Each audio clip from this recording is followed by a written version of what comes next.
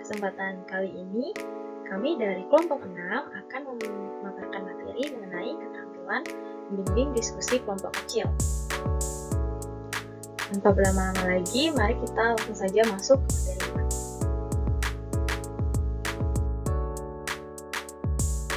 Keterampilan membimbing diskusi kelompok kecil sangat diperlukan oleh calon guru. Dalam proses pembelajaran keterampilan membimbing diskusi kelompok kecil membutuhkan strategi khusus karena ada tatap muka langsung di antara peserta didik. Setelah kelas dibagi menjadi beberapa kelompok, maka dalam kelas itu akan muncul kelompok-kelompok kecil. Nah, jadi kelompok kecil ini yang membutuhkan bimbingan dalam diskusi kelompok kecil. Juga kelompok kecil ini nantinya akan menyampaikan hasil diskusi kelompoknya di hadapan kelompok lainnya di dalam kelas.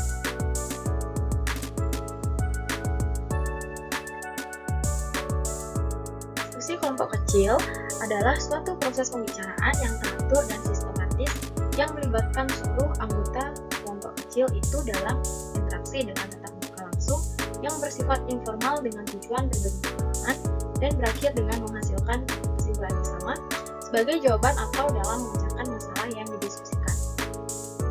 Hampir sama dengan pengertian tersebut, Depdikbud merumuskan pengertian diskusi kelompok kecil adalah siswa melaksanakan diskusi di dalam kelompok-kelompok kecil di bawah pimpinan guru atau temannya untuk berbagi informasi, memecahkan masalah, atau mengambil suatu keputusan bersama atas nama kelompok.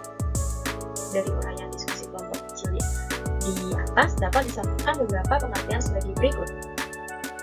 Yang pertama yaitu proses pembicaraan yang teratur. Dalam kegiatan diskusi, intinya ada sesuatu pokok masalah dalam pembicaraan. Proses membicarakan masalah tersebut dilakukan secara sistematis dan teratur, yaitu semua yang ada dalam kelompok tersebut masing-masing memiliki tujuan yang sama, sehingga semua anggota kelompok mendapat kesempatan yang sama secara adil dan proses penyampaiannya teratur, tidak saling begal atau saling support, tapi semua pendapat dihargai dan saling bernegosiasi satu dengan yang lainnya. Yang kedua yaitu interaksi tatap muka dalam proses pembahasan pokok masalah yang dibahas dilakukan secara interaksi face to face atau interaksi tatap muka. Komunikasi informal pembicaraan tidak dimonopoli oleh seseorang saja, akan tetapi terjadi secara interaktif. Yang ketiga yaitu proses saling mengemukakan pendapat terhadap persoalan yang dibahas. Jika diskusi menggunakan media massa, terjadi interaksi aktif secara langsung seperti melalui konferensi video atau diskusi jauh-jauh seperti Zoom, Google Meet, teleconference, video conference, WhatsApp, dan Facebook Live. Yang keempat yaitu berbagi pengalaman. Artinya setiap pembicaraan mengeluarkan pendapat dan pengalaman yang dimiliki oleh masing-masing terkait dengan permasalahan yang dibahas. Oleh karena itu, dalam kegiatan diskusi tidak muncul anggapan bahwa hanya orang tertentu yang paling punya andil, tetapi setiap orang sekecil apapun pendapat atau pengalaman yang dikemukakannya harus dihargai dan menjadi bagian integral dari hasil diskusi kelompok tersebut. Yang kelima yaitu simpulan pemecahan masalah atau tujuan akhir yang harus dicapai dari kegiatan diskusi itu adalah terdapat kesimpulan pemecahan masalah sebagai hasil diskusi kelompok tersebut. Keputusan yang diambil dari kegiatan diskusi adalah merupakan produk bersama, sehingga semua peserta atau anggota kelompok yang mengikuti kegiatan tersebut harus menerima dan melaksanakan hasil kesimpulan yang telah disepakati dan dipertanggungjawabkan bersama.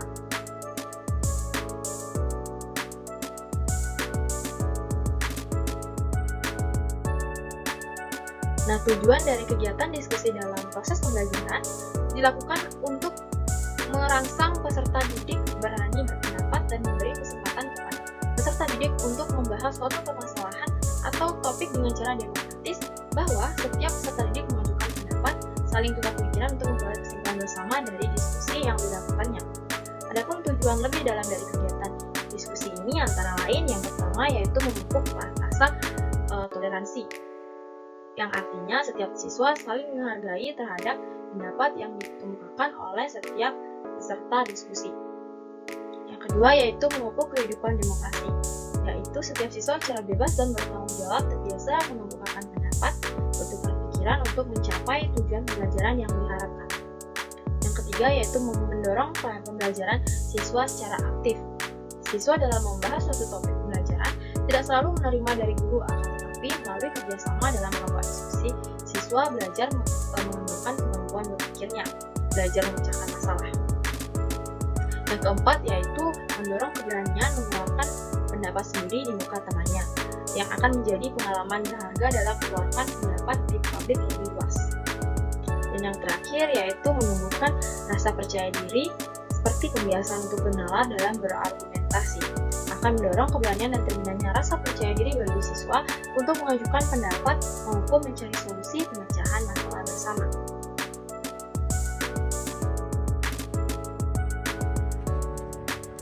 Yang keempat, ada komponen kegiatan diskusi.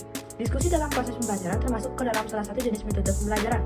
Setiap metode pembelajaran termasuk diskusi diarahkan untuk terjadinya proses pembelajaran secara aktif dan efektif. Untuk mencapai tujuan pembelajaran,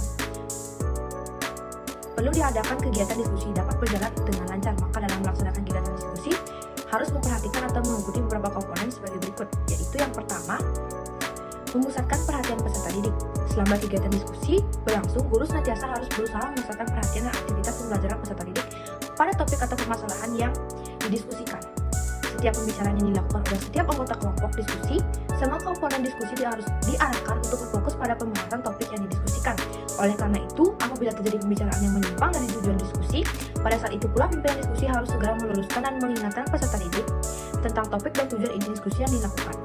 Diskusi sebagai bagian dari aktivitas pembelajaran harus berjalan secara efektif dan efisien dalam penggunaan waktu dan fokus pada pokok permasalahan dan tujuan bersama. Semua pembicaraan harus digiring pada pokok permasalahan, menghindari pembicaraan dalam diskusi yang kurang fokus, sehingga semua pembicaraan harus berfokus pada permasalahan yang telah dibahas. Dengan demikian, sebelum dan selama proses berdiskusi, agar pikiran terfokus untuk memperhatikan hal-hal sebagai berikut. Yang pertama yaitu merumuskan tujuan diskusi, yaitu rumusan tujuan atau kompetisi secara jelas dan terukur yang harus dimiliki untuk dicapai oleh siswa dari kegiatan diskusi yang akan dilaksanakan. Yang kedua, menetapkan topik atau permasalahan. Topik yang didiskusikan diusahakan harus menarik minat dan menantang perhatian tingkat pengalaman siswa. Topik bisa dirumuskan dalam bentuk pertanyaan ataupun pernyataan. Melalui topik yang dirumuskan secara jelas, terukur dan menarik, maka akan dapat mendorong dan mengunggah rasa ingin tahu siswa sehingga siswa akan secara aktif mencari informasi, belajar, dan ikut serta dalam memecahkan masalah. Yang keempat, mengidentifikasi arah pembicaraan yang tidak relevan dan menyimpang dari arah diskusi. Hasil dari identifikasi dapat dijadikan masukan bagi pimpinan diskusi untuk meluruskan pembicaraan, pertanyaan, atau komentar lainnya, sehingga kegiatan diskusi senantiasa terjaga dan berfokus pada masalah diskusi. Dan yang terakhir yaitu merangkum hasil diskusi. Rangkuman ini tidak hanya dilakukan pada akhir diskusi, tapi selama proses diskusi. Berlangsung hasil pembicaraan yang inti segera dirangkum sehingga pada akhir diskusi akan dapat menyimpulkan secara lengkap dan akurat.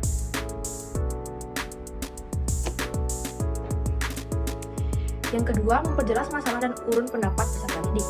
Pada saat diskusi berjalan, kadang-kadang ada pertanyaan atau komentar pendapat atau gagasan yang disampaikan peserta diskusi kurang jelas, sehingga selain menggabungkan pada topik pembahasan, kadang-kadang juga menimbulkan ketegangan atau permasalahan baru dalam diskusi. Kejadian ini jangan dibiarkan semakin berkembang karena akan mengganggu proses dan hasil diskusi itu sendiri. Oleh karena itu, guru atau pimpinan diskusi harus segera memperjelas terhadap pendapat atau pembicaraan peserta diskusi yang kurang jelas. Dengan demikian, melalui upaya guru dan pimpinan diskusi, guru dapat memberikan penjelasan yang diperlukan, maka setiap peserta diskusi akan memiliki persepsi sama terhadap ide yang disampaikan oleh anggota kelompok diskusi. Untuk memperjelas setiap pembicaraan dari peserta diskusi, pimpinan diskusi atau guru dapat melakukan hal-hal sebagai berikut. Yang pertama, menguraikan kembali pendapat atau ide yang kurang jelas sehingga menjadi jelas dipahami oleh seluruh peserta diskusi. Yang kedua, mengajukan pertanyaan perancang atau meminta komentar siswa untuk lebih memperjelas ide atau pendapat yang disampaikan. Yang ketiga, memberikan informasi tambahan berkenaan dengan pendapat atau ide yang disampaikan, seperti melakukan ilustrasi atau contoh, sehingga dapat lebih memperjelas ide yang disampaikan. Yang ketiga, yaitu menganalisis pandangan siswa. Perbedaan pendapat dalam diskusi adalah suatu hal yang wajar dan sangat mungkin terjadi. Namun yang harus diperhatikan oleh guru atau pimpinan diskusi adalah bagaimana agar perbedaan pendapat tersebut menjadi pendorong dan pembimbing setiap anggota kelompok untuk berpartisipasi secara aktif dan konstruktif untuk memecahkan masalah yang didiskusikan. Disinilah pentingnya melakukan analisis terhadap pandangan yang berbeda yang dapat dimunculkan oleh setiap peserta diskusi. Analisis terutama digunakan untuk meminta klarifikasi atau alasan yang menjadikan dasar pemikiran terhadap pendapat dari masing-masing anggota kelompok diskusi. Dengan demikian, semua peserta diskusi akan memahami dan menghargai perbedaan pendapat yang dikemukakan. Setelah diperoleh informasi atau alasan-alasan dari masing-masing anggota berkenaan dengan pendapat yang berbeda-beda itu, maka selanjutnya pimpinan diskusi dapat menindaklanjuti dengan mencapai kesepakatan terhadap hal-hal mana saja yang disepakati bersama dan mana yang tidak disepakati bersama, sehingga dari diskusi tersebut membuahkan kesimpulan bersama. Yang keempat yaitu meningkatkan partisipasi siswa. Diskusi dalam pelajaran antara lain adalah untuk melatih kemampuan berpikir siswa, yaitu belajar menyampaikan ide, pendapat, komentar, kritik, dan lain sebagainya. Agar sasaran dari diskusi dapat tercapai, yaitu untuk mengembangkan kemampuan berpikir siswa secara optimal, maka guru atau pimpinan diskusi harus mendorong setiap anggota diskusi untuk berpikir dan menyampaikan buah pikiran dalam forum diskusi tersebut. Mendorong siswa atau peserta diskusi ikut aktif dalam proses kegiatan diskusi, ada beberapa aspek yang dapat ditempuh oleh guru atau pimpinan diskusi, antara lain yang pertama, mengajukan pertanyaan kunci yang menantang siswa untuk berpendapat untuk mengajukan gagasannya.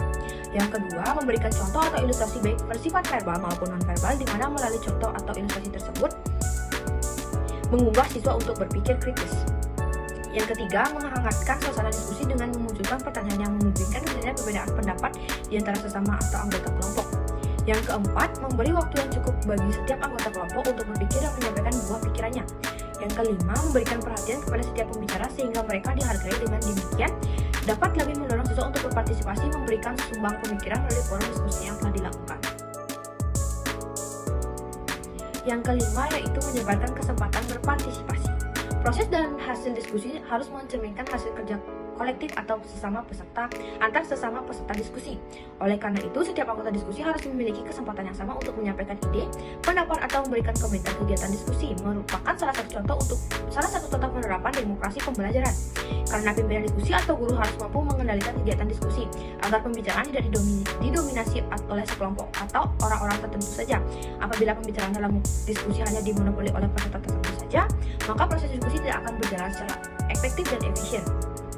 Dengan demikian, kesimpulan dari diskusi tersebut tidak mencerminkan hasil diskusi yang baik, melainkan kesimpulan dari kelompok yang tertentu saja. Oleh karena itu, untuk mendorong partisipasi secara aktif dari setiap anggota kelompok, dapat dilakukan hal-hal sebagai berikut.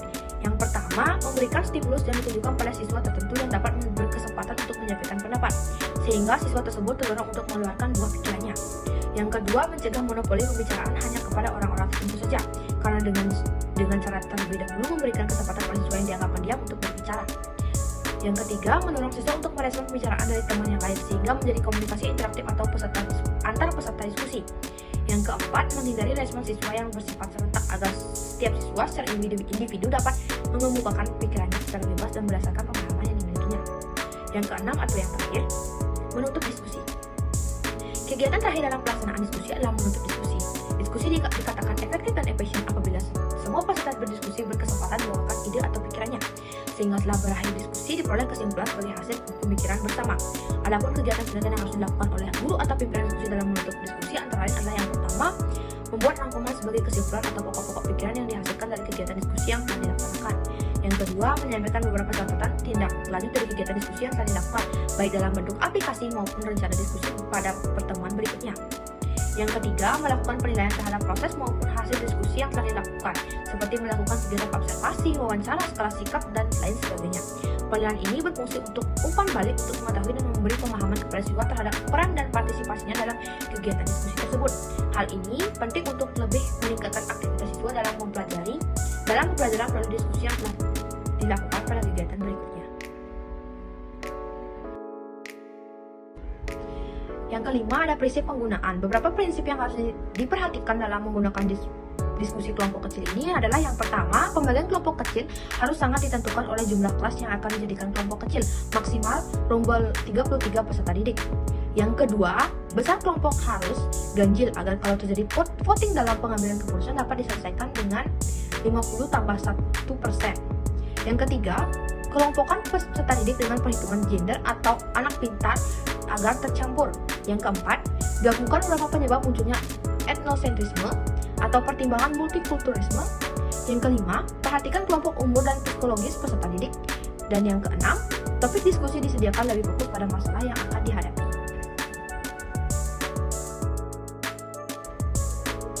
Yang keenam atau yang terakhir yaitu rangkuman. Keterampilan memimpin diskusi kelompok kecil secara teori tidak jauh berbeda dengan memimpin kelompok besar. Hanya saja sebagai metode diskusi yaitu mengubah kelas menjadi beberapa kelompok kecil dalam pelajaran yang memiliki karakteristik yang sedikit berbeda. Karena ada sentuhan pribadi dan pengalaman di dalamnya. Agar diskusi kelompok kecil ini dapat berjalan efektif dan efisien dalam mencapai tujuan diskusi, sentuhan pribadi guru dan wibawanya sebagai pendamping diskusi tidak dapat diabaikan karena sangat mempengaruhi aktivitas peserta didik. Wibawa dan peranan guru tidak dapat digantikan oleh apapun itu kecuali mesin, karena dalam pendidikan menyangkut hati peserta didik, peran hati guru untuk menyentuhnya sebagai sentuhan batin dan tidak dapat digantikan.